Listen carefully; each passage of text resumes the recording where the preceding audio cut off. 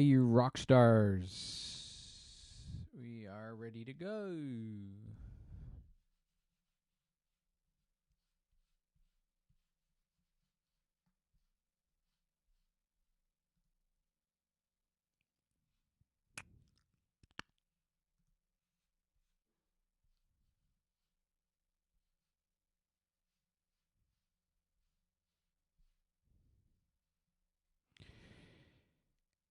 How's it going, folks?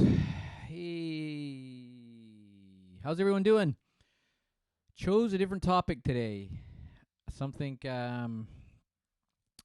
many of my music friends are thinking about, but again, we might not be talking about as often. We're just trying to find solutions. So today, I want to talk about live music and mostly local music, not the big shows, because the big shows tend to go on. People will flock to massive concert venues and pay anywhere from $100 to $500 plus per ticket, and even scalp them for some reason, people pay money for the big shows, but they don't pay money for the little shows. So that's why we're here. Hey, Mike. Hi, Diane.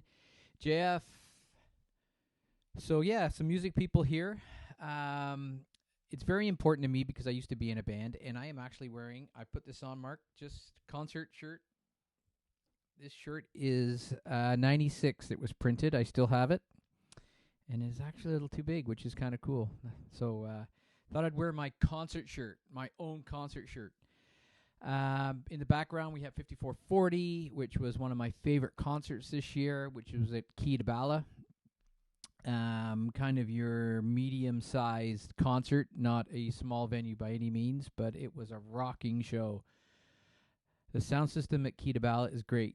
So that's another thing we can talk about: sound systems, live music, small venues, open mics. What do you guys prefer? And I guess what we have to look at, if you're a local band, I have some suggestions to local bands. I don't play anymore. I don't have the desire to be in a band, but I do have the desire to help bands out, and I wouldn't mind putting on some shows. And we had actually talked about that, and that's the reason why we started Comedy Chords and Chaos, because it was going to be a live show that would actually be kind of like the Tonight Show, where we would have live bands included in the show. So we wanted to kind of showcase the music. Hey, Paul. Things are good. So we're having a discussion on live music today. I love photographing live music. Really comes down to supporting. I don't. Sometimes I get paid. Sometimes a band will ask me to take the pictures. Usually I do it when I have time. But if a band needs me there, I'll definitely take my camera out and shoot for them. They'll usually shoot me some bucks. But then again, I know how tough it is for artists. I was in a band. Bands don't have cash kicking around to pay you for photographs unless you are 5440 or someone like that, and they don't have to because everyone's taking pictures of them anyways. So how do you market your small music? I don't know, you call it hobby. I mean, I know a lot of people that play music that are currently working. Some try to make a living at it. So really, how do you kind of define yourself in today's world, especially now with streaming? And I'm kind of fortunate doing this video because I did this last minute, but luckily enough, I have some gear because I've done videography, I've done photography. I like dabbling with software, so luckily enough, I can put together a screen. But I see artists now trying to go live on social media, and whether they're using their phone or it's just they don't have the great Wi-Fi connection, and you wonder if they're actually doing any harm and good, if they're doing it for promotional purposes. If you're doing it for fun, just to connect with people and have a blast, then I don't think it really matters what you do. The reason I try to put these little productions together is because I enjoy it. I like dabbling with the software and challenging myself that way. So it's kind of like doing a gig in a sense. I'm trying to supply some good information, a good topic to talk about, and putting myself on the spot because I've got about an hour to fill now. And it's either you guys sending me questions or I'm trying to make it up as I go. But I do have a bunch of stuff I can talk about. One thing, when I guess last year, I was involved in a couple of shows. And yeah, so Mike says right now the ultimate time for original music and going live. I think if I click you on, Mike, I can put up. Yeah, so we can do that. So Mike Quarry has a band. I'm gonna promote you guys too. If you got a band, shout out. I'm gonna throw you up here. You guys put your link to your band in a comment, and I'll put it up here. People can see it. But Mike Quarry, his band is Mike. Mike and I used to play together. We used to do the pubs. We used to have a 3-piece where it was 2 guitars, 3 singers, snare drum in the background. We used to have a lot of fun playing the pubs, stuff like the Bare Naked Ladies Blue Rodeo. It was a lot of fun. And back then, geez, we used to get $300 a night, $100 each. I mean, it was tough to live on, but it was extra money. You bought gear and gas, but I did it for fun. It was mainly where I was in it. So Mike says right now the ultimate time is for original music and going live. So yeah, definitely. I mean, you can't go anywhere else unless you set up some sort of virtual studio where you could plug in. But again, same thing. People can't come and see you. They got to see it live. So how do you make it worthwhile for someone to tune in and watch? How do you make it entertaining for them? I mean, I've watched many of my friends perform on here because I wanted to support them, but I ended up enjoying it. And I'm trying to think of we watched one the other night that I was Dylan Island was playing. I've watched Mike here. I've watched so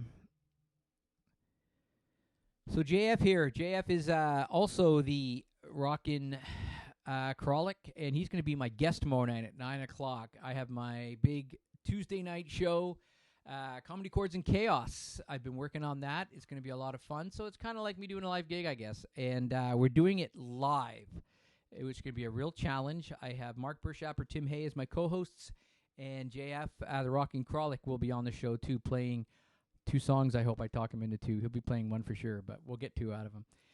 But yeah, he agrees with Mike. Right now, it is the time to go live and finding the right setup to do good pictures, especially. Yeah, so if you guys need help with getting I can share with you what I'm doing right now, how I'm putting this since I have the software and I have a light on right now. I do have a really good camera, very fortunate. But if you got a Canon DSLR kicking around, will work great as a camera to shoot on. You gotta have good Wi-Fi, and because you're streaming, right?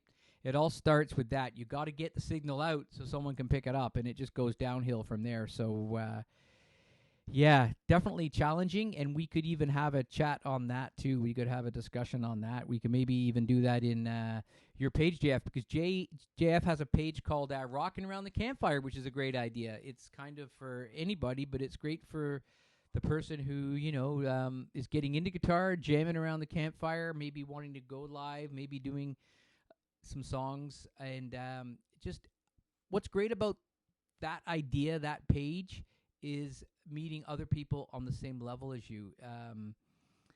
I think that's what's key. Oh yeah, so you're going hardwired into your modem. Yeah, good idea. So I'm not right now. We do have good Wi-Fi, but I'm moving all around my house. I'm in my little office right now. But yeah, definitely a good idea to go hardwired. And I thought about that. My modem's downstairs in the living room, so I could run a line upstairs because it's right close to here. So yeah, I have it. I could hardwire. Still in today's world, hardwiring is the way to go. So, but I think what people need to do is, one, obviously you got to be a good singer, you got to be a good player, you got to be able to get your story across in your songs. But I think what you're going to need to do coming up in the future, because everybody's going to be dashing out there to play live, you need to put on a good show. And when I talk about a good show, I mean putting on an event. And last year I was involved, I think I was getting this earlier, I was involved in a couple of shows at the Hayden Community Center. And it's a hall just north of Bowmanville. It's a little country setting. And it's an old schoolhouse. And I think it costs $225 to rent for a night. You want to get your name in there first if you want a weekend because it does book up, but $225 for your venue. And you can sell tickets, or you could do free at the door. You could do donations. You could do whatever, but it's a great venue. People will sit down and listen, whereas if you go to a pub, honestly, no one frickin' listens to you in a pub. You get a few people, but no one really listens. You're playing there because you got a gig and you're playing there. But I think people, especially if you got originals, you want to get in an environment where people are going to listen to you. And a lot of those environments aren't around. So I suggest you create that environment yourself. Now, how to do that? Well, you can team up with a small brewery. You can team up with a small caterer, and you could find somebody who wants to get into event planning.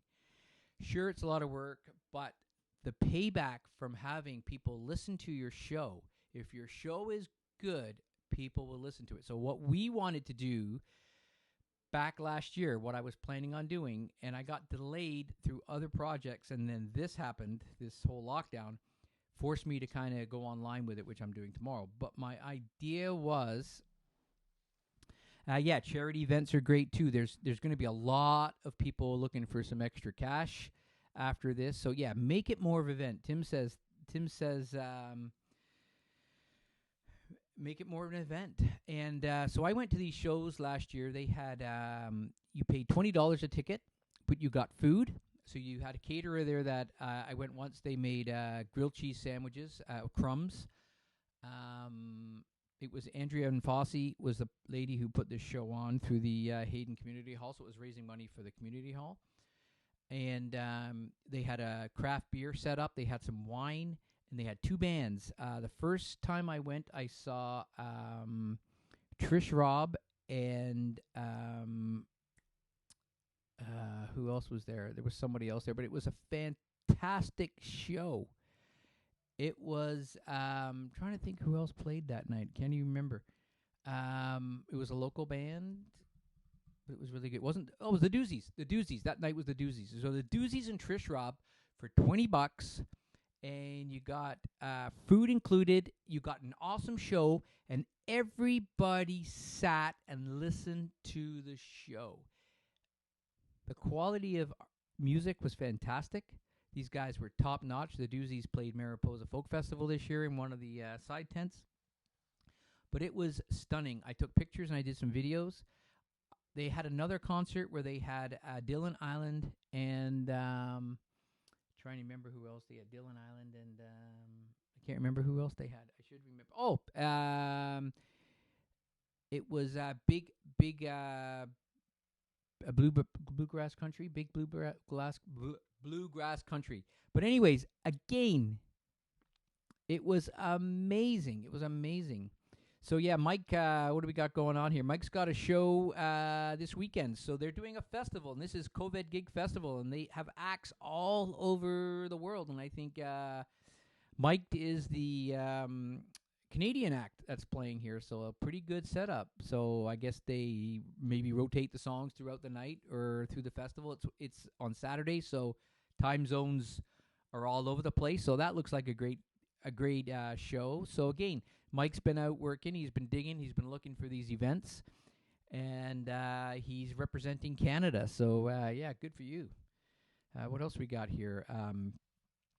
So JF says, as a solo artist, performing a show online is really weird. Yes, it is, because you're not getting the feedback, just like I'm not getting now. I'm getting you guys shooting questions, but I don't have that other interaction. I can't let you guys talk here, so I got to keep talking. So I like to be able to interact with the crowd. Yeah, exactly.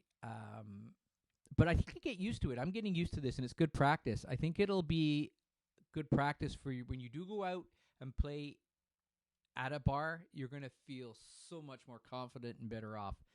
And I don't think you can. So let's see what we. Yeah. So Tim and Mark. I'm going to put this up here. So Tim and Mark are in a band called Lightning Bolt. You've probably seen. I've done a few of their videos. We did 3 videos, which worked out great. Finding an event to participate in one day in the Bowmanville area. Yeah, I thought about doing some. I mean, this is going to end soon. By the time we get something together, I think what's going to happen is how confident and comfortable are people going out to the events. Um, but I think come fall, I think if I had a band right now, if I had a band, I would be Mike. Oh, Mike says that Mike's show on Saturday is 10 p.m. That COVID festival. But I'm thinking if I had a band right now, I would be thinking, what can I do for the fall?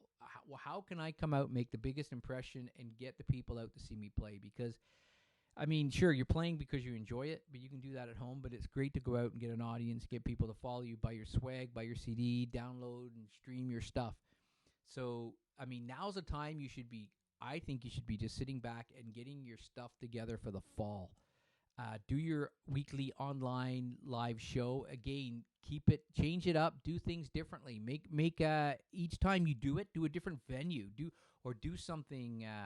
Set up a little background. Make it fun sometimes. Maybe do a sunset thing where you got some palm trees in the background, or do candles and just play your peaceful songs, or just got to get creative because you got to lock people in. Because right now there's a lot of people and I mean you get views. Like I could get right now there's 12 people watching this video according to my screen. When I'm finished, I could have 60, 70 views, but those 60 or 70 views could be guys that clicked it on for like 3 or 4 seconds or keep coming back in and out, and I find that happens too. So for me, I'm not here to get the likes and the clicks and all that. I know that I've got a few good friends in here right now that we're having a discussion, and hopefully it's beneficial.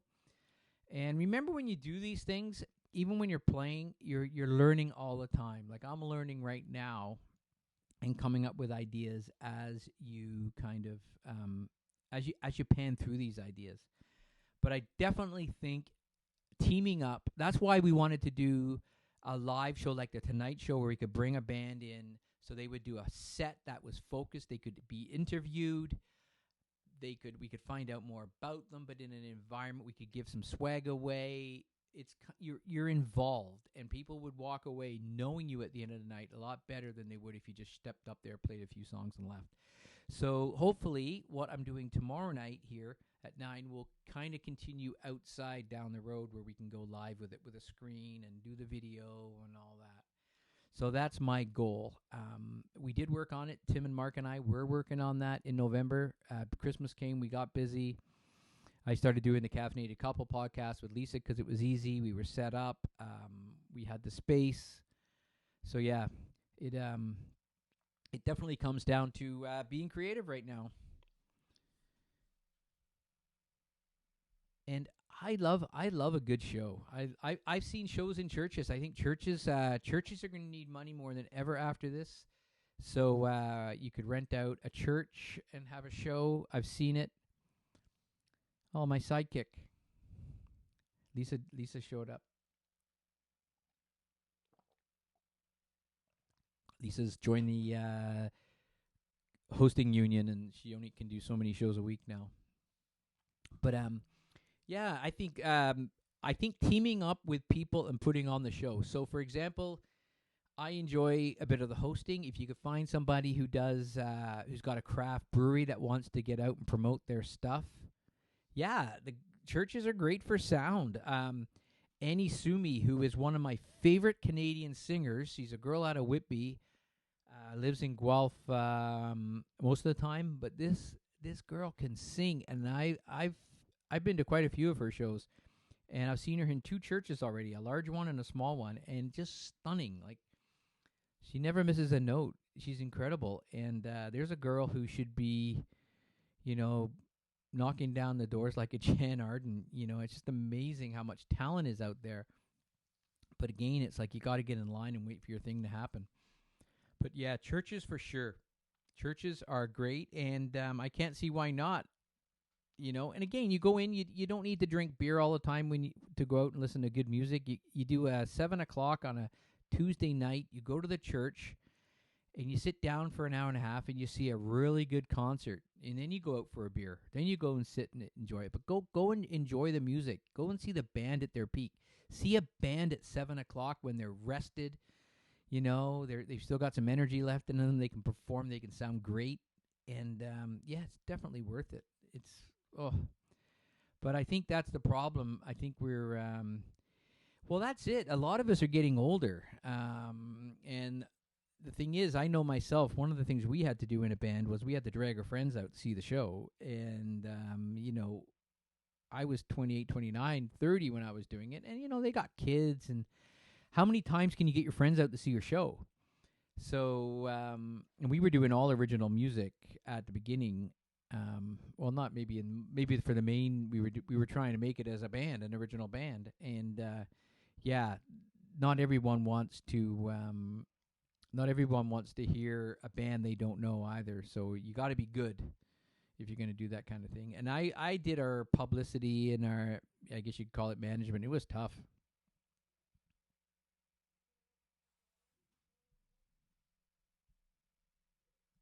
So Mike's got a question. Let's bring it up. Do people want to hear original music or covers? You know what? I'm going to be honest with you. I'll give you my answer right now. If they're good, I'll listen to both. Um, yeah, bars and stuff. Like I said, if you're in a pub and stuff, people are going to want your back. A lot of times, if you're in a pub, your background noise to a lot of people. You're a jukebox in a pub, especially if it's like 11 o'clock at night and people have been drinking. But if you're doing the 7 o'clock church event, and what's nice about that is depending on your music, you can get a mixed crowd too, because people that go to the church might be interested in even going to the event too. So you get a mixed crowd. You want people to hear. And I spent quite a bit of time. I spent quite a bit of time up in Halliburton, and Halliburton, you need to go up to Halliburton, play a few gigs, because the crowd up there, the music scene, is a very appreciative crowd. They listen to what you're playing. And there's some great venues up there. Again, you got to dig into it. I could put you in contact with people. The Halliburton County Folk Society, it's not all folk music. They have everything. They have great artists. I've met great artists. Became friends with people that played up there. But definitely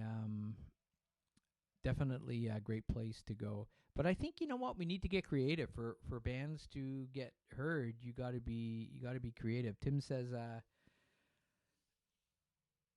yeah, you can say both. I think the originals are great. Like got 5440 in the background here, and they came out and played a couple of covers at their big concert I saw, and it was great. But they did it right too. They did it a bit different. They played the Clash. It was good. But again, if you're going to play a cover, play it good though. Early shows are a win-win. I think people have started. You're right. Maggie saying here that early shows are a win-win for the artist and the venue. People would be more apt to buy dinner and a couple of drinks. That's right. I think the going out later at night is for the younger crowd for sure. I remember they would drink. They would want to drink before they go so they could get drunk, and then they go in. They don't need anything. By the way, Maggie is a concert photographer as well, and does great work. So you can check out her stuff online too. So yeah, I think original songs. There's three ways you can do it, like the original, or you can put your own spin on it and make it really good, or you can just wing it because you don't know it, and and something comes out the other end. So yeah, I love a good original. Like, man, again, it's if they're playing the originals of the songs you like. So like Tim and Mark, for example, they both play in a tribute band that plays Pearl Jam, Lightning Bolt. And I'm telling you, these guys, they had recorded some music, and I went one night down to their studio in Cherry Beach where they rehearse, and we just shot 3 videos. And when I was editing it and playing it back, man, you could have stuck the real version of Pearl Jam in there, and you would have had me fooled. These guys but they were smoking good. They practiced. Everybody knew their part. The singer sounds just like them. And yeah, great. Like, to me, like, yeah. But again, so you got a band, you're really good. How do you get out there and get the gigs? And that's part 2 of the battle. Like, it's not just one-sided. It's like anything. It's like, Lisa making cakes, she makes cakes at home. Then all of a sudden, how do you get from making cake that's something you like to turning it into a business?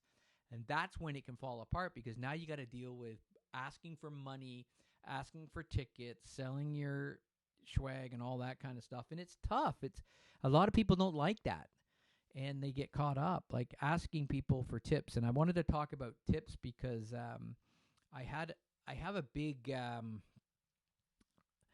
thing that people do not tip artists. They do not tip the band, but they tip everybody else in their path. They tip the Uber driver, the taxi driver, they tip the restaurant, they tip the waiter, they tip the bartender at the establishment, they buy the ticket to the club, which sometimes the establishment is getting a portion. The band plays, but the band never gets tipped, and the band is the reason you went out that night.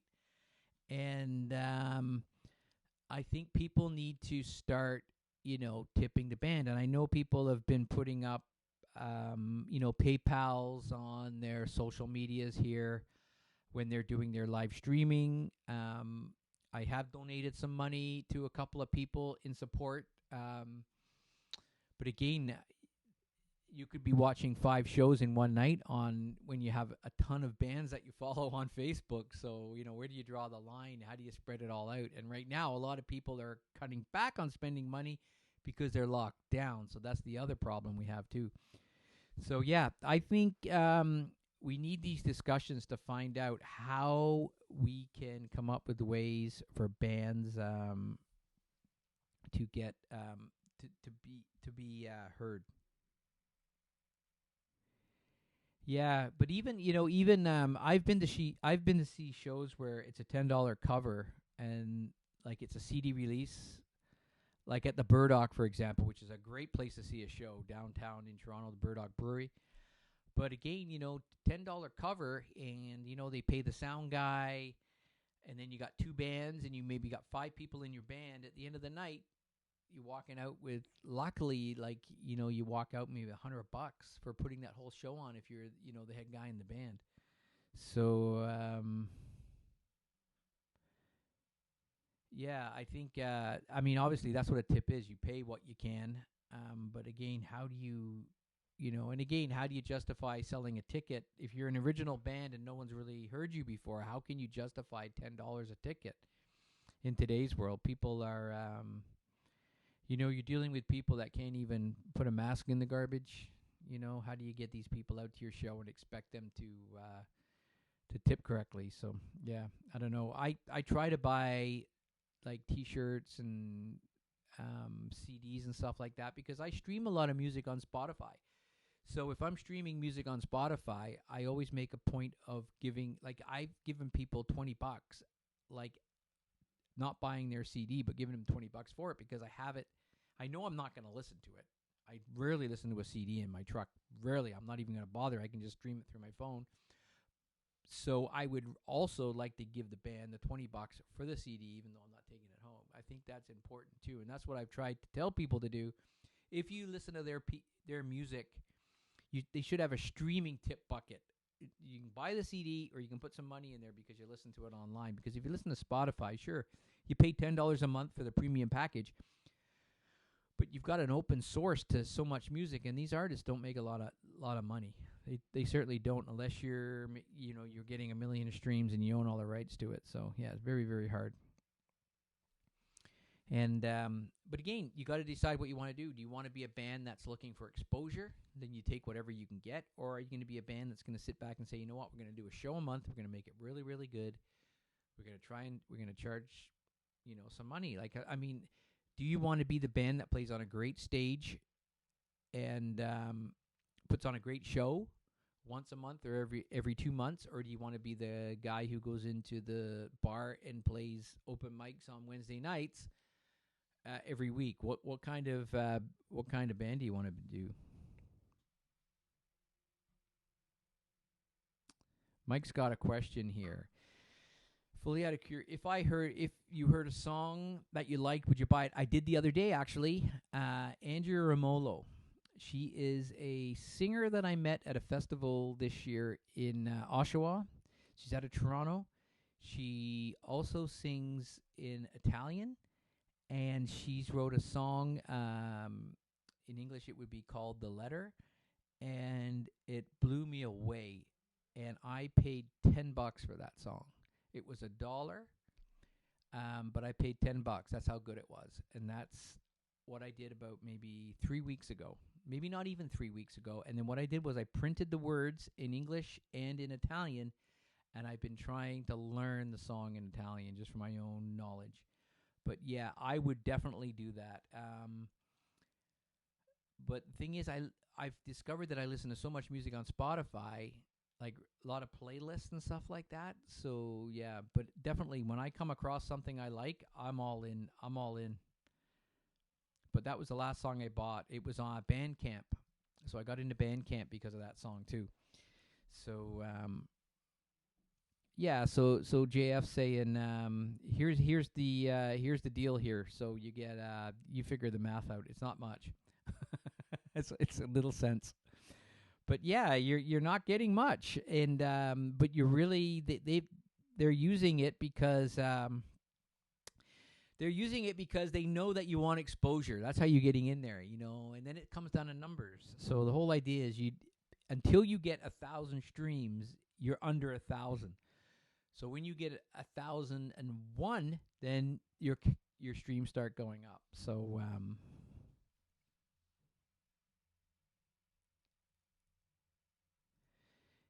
yeah, this is what I was just talking about. Like people refuse to do Spotify for the reason they get little pay, but I believe this is how many of the artists are getting exposed. Exactly. And there's an art to it. It's like YouTube. Like you've got all these platforms. You got Instagram, you got Facebook, you got on all these music sites like Spotify and all that. And I use Buzzsprout for podcasts that Lisa and I were doing. But again, it's one thing to put your stuff there, but then you got to work it.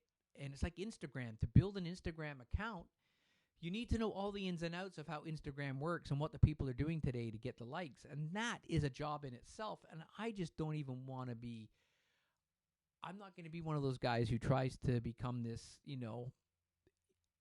10,000 or 20,000 liked, whatever gurus you want to call them. I mean, I just don't have the interest to spend the time on that. I could be doing other creative stuff.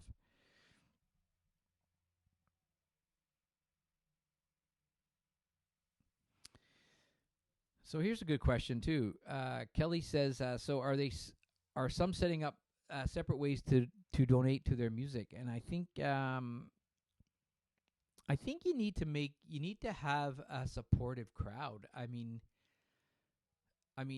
can easily do PayPal. You can do. I mean, tipping is coming such a long way.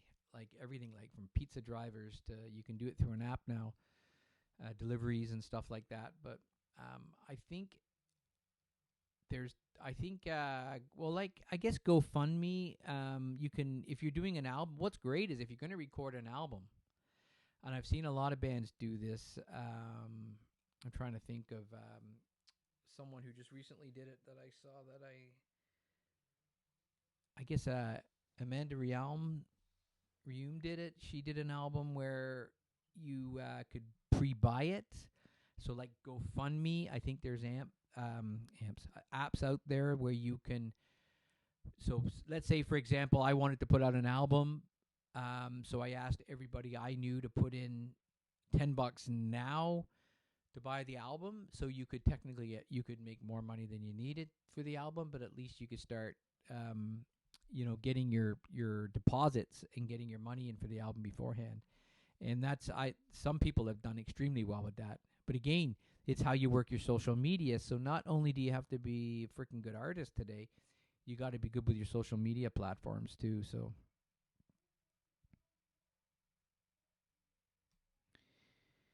yeah, you can get CDs from artists and stuff like that, and sending stuff out.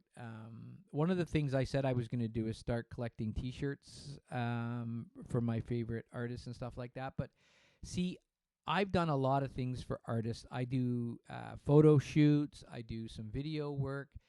I'm not expecting to go out and make tons of money photographing bands. But I do it because I can also use it on my social media. It also is a way of me bettering my craft. getting exposure that way. And sometimes, you know what, you end up doing a great gig somewhere. You get to photograph something cool. You get free tickets. So yeah, I'm quite happy with that. Sometimes I don't even want, and I bought shirts off of people that have where I photographed them for free. They've offered me the shirt, and I said I'm not taking it. I'd rather buy it. So again, I'm in a better situation than them. Some of these people, that's all they do is play music, and they're trying to make it. Some of them even have, managers and record contracts, though that sounds all great, but they're struggling because they're only getting so much money. A lot of times they get money from the record company, but they got to give it back. So I like to help, and then I've made great friends out of it too. I mean, some of the people that I photographed through those channels have become really good friends. So I think that's important. But again, I'm fortunate as a contractor who normally would be out working. I do get income that way, so I'm kind of giving back to something I like, and I thoroughly enjoy standing at a concert and photographing it. So yeah, we do it. Yeah, if I was sitting at home right now waiting for a band to call me and say, I got a concert, I want some photos done, how much do you charge? No. Um, you know.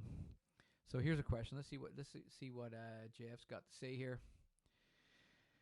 Social media streaming is really on the only way to build a substantial audience of fans, real fans, no followers. They don't give a rat's ass about your music, but that means DIYing pretty much everything and putting money into marketing.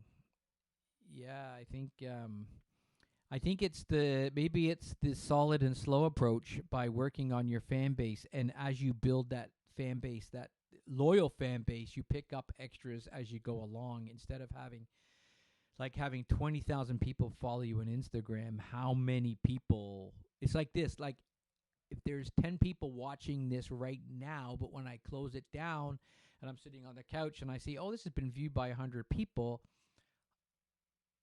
90 of those people were people just passing by and sticking their nose in going, I don't have time for this, or, oh, I don't like music, or, oh my God, is that 5440, or what the hell is he talking about now? You can't count that. You can brag about it, but you can't count that. It's really the nuts and bolts, right? But I think finding venues, creating your own show. I think if you put on your own show, I'd love to work with some people once this all settles. Like JF and I were going to do the live show with the sit-down desk where I interview, we joke, we have the video. I put a lot of work into it. I mean, I could put just as much work into that as someone preparing to do a set. That was the plan. It would be kind of a joint effort. So I go in with the band and we put the show on. That way, the pressure's off the band and you build it up and they come on. Yeah, I think this is one of the great things about music. It's not competitive within itself. Whereas there's like I know having a business in downtown Bowmanville when we had the cafe, you're competitive in a sense to the guy up the street, who's also making coffee. Though in the end of the day, it's great to have more cafes in an area because more people will come. But there is a form of competition. But I think with bands, it's art, and you play off each other because you can open up together, you can do shows, you can share the stage. I think it's great that way. It's support. Yeah, I think. I mean, I think it comes down to being.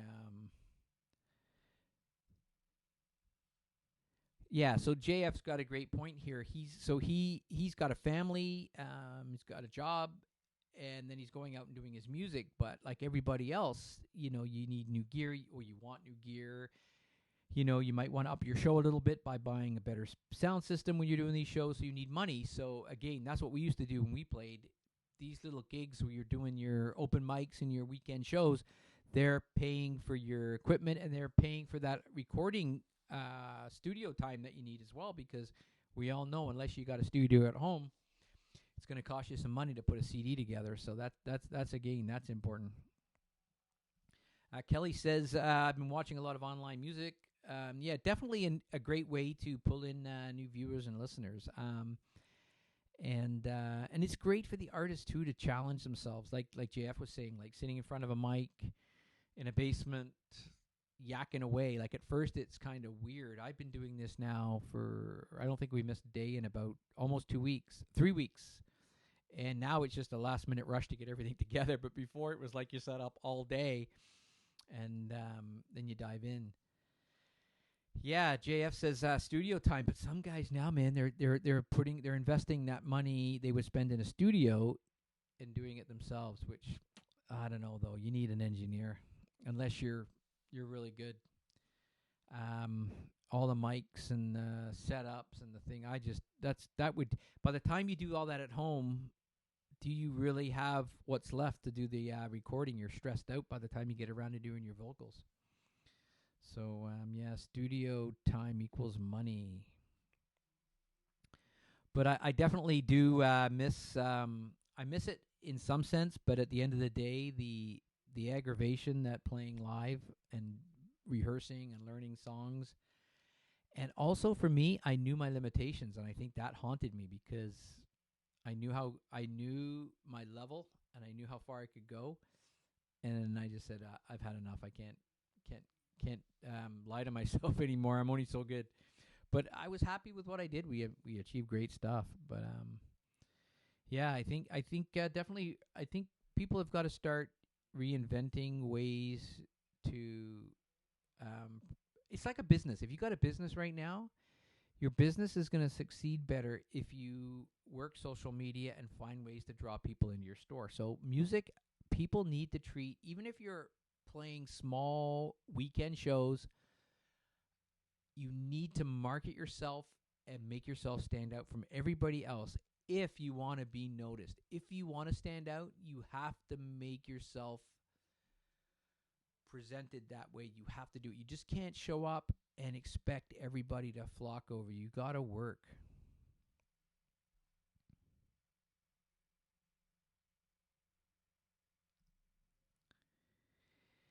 Yeah, I think dropping barriers. Yeah, like writing songs, a great time to write. Though I found myself though getting into a weird vibe. I need to be busy. I need to be forced to be busy, though I'm very good with work and stuff like that, but I need to be forced to do it. And I think that's the problem with songwriting, especially right now. If you're around, do you get frustrated? You got nothing else to think about but that song you're writing, and if it's not working out, I know how I'd react to that. I just get depressed because I spent 2 or 3 hours on a song, and then the next morning I go to play it, and it's not happening. So, but I think yeah, it definitely is changing the ways, and it's interesting to see. I followed some people doing their shows. I guess I'm the same way because when I first started doing this, we didn't have a green screen, and I couldn't put a picture up like this. I didn't even think I was putting text on the screen. You evolve, and I've seen people doing that on their own shows. I watch, a week later, like even Mike and Ed, they started off playing, but then because they were in lockdown, they turned their garage into a studio with a plastic shield down the middle. And so they were both isolated, which was kind of cool too. So again, getting creative and finding ways. But I will definitely want to do something in the fall with people. I want to take what I'm doing on Tuesday nights and do it in a live venue. I want to be able to put on some shows. I'd love to be able to help promote some artists. Hopefully what I do would be valid enough that bands would say, you know what, I want to do that show you're doing at that event. Sign me up. That's what I really want to happen. Obviously, I want to make sure I'm good enough at doing it so I can bring the artist in and do it. But yeah, definitely, I'd love to see a way to put on a show. So instead of going into a pub, which I know the pub would want the money, but there's tons of people out there to play. But I'm talking about a selective few that want to break out from that. I would look at finding venues that you could have at a certain time and go in there and put on a show and make it so it can be easily turned over, so you're not spending all day there, but you can go in and put on a great show where people can sit and listen. People know going into that show that they're sitting and they're listening to the music. You set it up that way. And yeah, exactly, Kelly. That's what it's going to be. It's like the Tonight Show. like a mixture of comedy and music. So you combine different arts. You could combine. You could have you could have anyone up there doing stuff really, but the whole idea is putting a show where it includes some video. I did this back in 2011. I think it was 2011, and it was to raise money for a soccer team. We raised about 4 to 5 grand one night. We rented a hall. I can't even remember where the hall was. Um, it was a hall somewhere. I don't know if it was a school, but anyways, we put on a show. We had the catering. I think Lisa was involved in the catering. All the soccer parents catered, and what I did is I put a live show on. So I had interviews. I had a rock band. We played games. We had the guitar player come out and play guitar, and we had 3 people from the audience that had to play our air guitar in front of him, and we picked a winner. I showed videos from the team's trip, which was really good, and it was a lot of fun. And then after we had a dance, and actually my son Greg, we had downloaded all the music and basically had a dance playlist after, and we had a big dance, and we had drinks and stuff, and I think that was a lot of fun, but it was great for the charity. It was great for the soccer team, and that allowed to help parents pay for the trip to England. But again, it was different, and that was the whole point. It was a challenge, and it was different. So,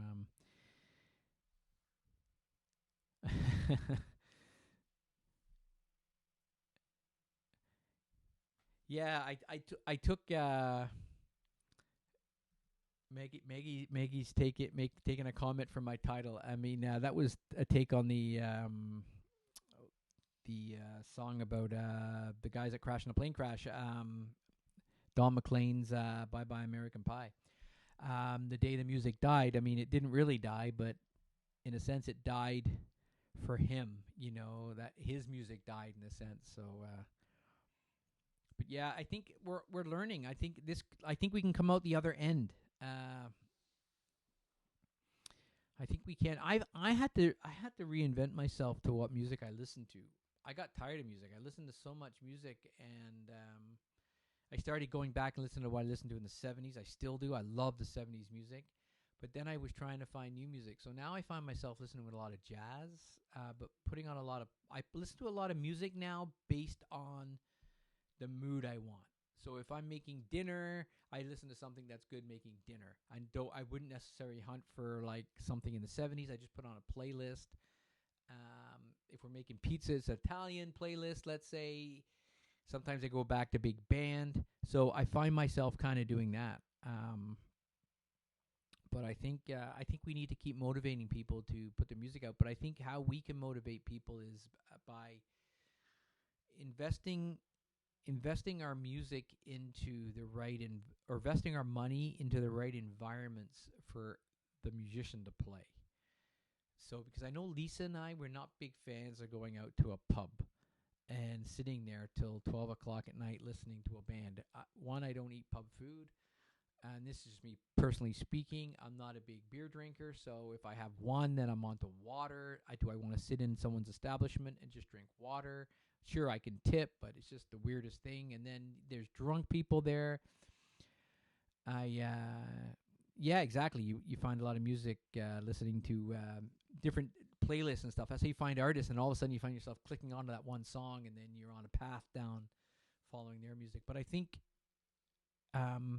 a lot of bands don't get heard because they're not in the right venue. And I think for local artists, if we can set up something, I've talked to people about this.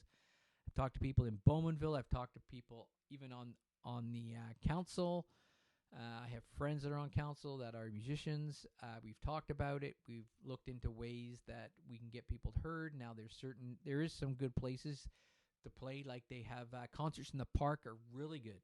If you can get into a concert on the park, fantastic venue because everyone listens.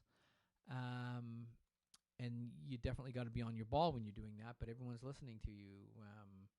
We always wanted good opening acts, going and opening for a band.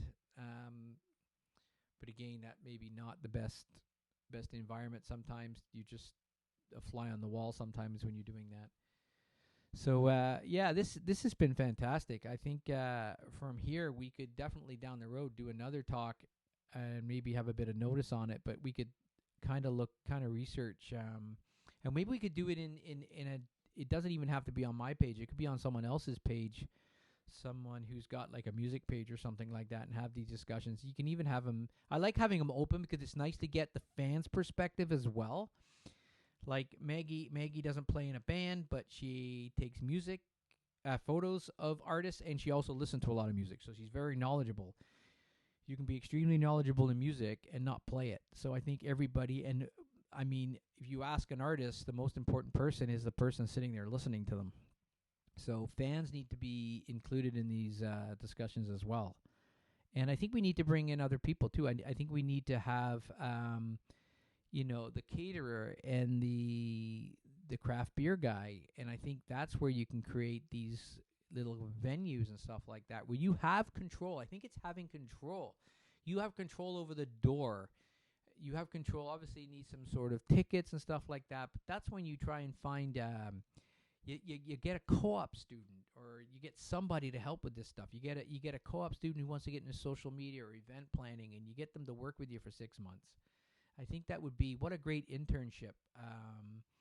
You could make them feel really important. They could work with the band. Again, great ideas. That's what I wanted to do with Tipping the Band. I wanted to have it where you could promote your band through a website where people could tip. So when you're playing a concert, after the show, they could turn around, go to the site, and say, yes, I was there. Here's $10. Because on the way home, you're talking about how good they were. And that's usually when it happens. If a band's really good, you're going to talk about them after the show. So I think that's important. And then you got to get the right people out. You got to dig the people out that normally wouldn't go to a show.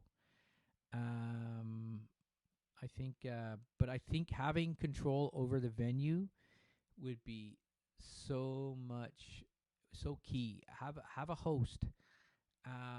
Build it up. I mean, one of the greatest stories I ever heard was Van Halen talking about how they started. And the story went that their gigs they did when they first started, no one really knew who they were. So when they came out to set up their gear, they made sure they set it up while the audience was building, and they wore jumpsuits that said Road Crew on the back, and they had their hair up, they had sunglasses on, and they had hats, so no one could tell who they were. So all of a sudden, you're sitting there now. Oh, my mic's low? Oh, sorry, man. I was looking at my levels look good going out. There we go. Maybe all that rock and roll, Des. Is that better for you? But I found it was clipping a little bit earlier. So so Van Halen would come out with these jumpsuits on, and no one knew who they were. So people sitting there were completely fooled because they thought this band was bigger than they were because they had a road crew. And they were basically Van Halen, but disguised as a road crew. When they came on, the anticipation now, the band was they were going to sound better than they would have because they had the road crew. As crazy as that sounds, that's the psychological effect of putting on a good show. It's like having the lights dimmed before the show and all that kind of stuff. I mean, it's Concert 101 maybe, but the whole idea of coming out in jumpsuits I thought was fantastic with Road Crew on the back. They pulled the wool over so many people's eyes, and, well, Van Halen became Van Halen. But, I think the build-up to a show is very, very important. It's, it's smoke and mirrors. And, again, it's like doing your live stream. If your live stream keeps cutting out, or, again, like this, my mic's too low, someone might tune in and say, oh, I can't listen to that, his mic's too low. It's not worth it. I'm going to keep going. But that's the kind of stuff you're up against. So anyways, I think I'm going to bail because I've kept you guys here long enough, and I appreciate you listening. Great ideas, great discussion. I definitely would love to turn around the year music died to the year the music was reborn. Create anticipation before the show. Lights, the right music before the show if you can, like stuff. I love that stuff. I love that kind of fun stuff. I think that's really cool. So anyways, we'll hook up again and discuss music again. This was spur of the moment because I didn't know what to do today, and I'm glad we did. Tomorrow night, 9 o'clock, if you guys are around, it's Comedy Chords and Chaos, our first show. It's where we dig into the chaos and find the laughter. And that's what we're doing. We have our guest is the Rocking Kralik tomorrow night, and we're going to have Mark and Tim with me, my co-host. It's going to be awesome. So I have to do work on my show for tomorrow, do some Skype tests and stuff like that. So anyways, I'm going to let you guys go, and we will see you tomorrow, guys. Thanks a lot. Take care. Keep on rocking in the COVID world.